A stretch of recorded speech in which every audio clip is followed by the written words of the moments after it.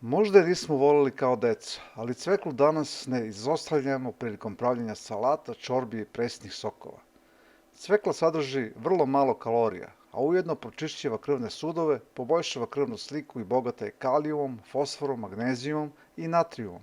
Ukoliko ste se pitali odakle je jarko-crvena boja, odgovor leži u moćnom pigmentu beta-cijanina. To što za zdrav sok od cvekle nije potrebno ništa drugo do samo jedne cvekle, dovoljno govori koliko je ova namirnica zdrava i efektna sama za sebe. Ipak njen efekat nećete umanjiti ako joj dodate šargarepu ili jabuku, koje mogu da ublaže ne svima tako omiljen specifičan ukus cvekle.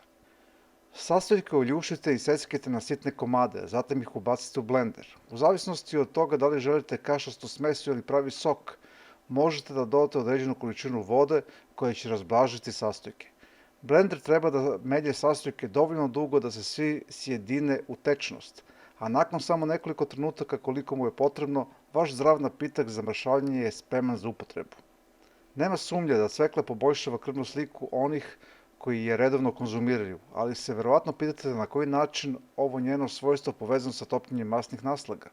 Sok od navedenih sastojaka predstavlja pravu vitaminsku bombu sa vrlo malo kalorija. Osim što je zdrav, ovaj napitak može da vas zasiti, pa će se potreba za drugim kaloričnim proizvodima znatno smanjiti. Sve što vam treba je blender i par zdravih namirnica, a fenomenalna svojstva ovog sirupa u kombinaciji sa lepim bojama ne ostavljaju prostor za nedoumice kada je cvekla u pitanju.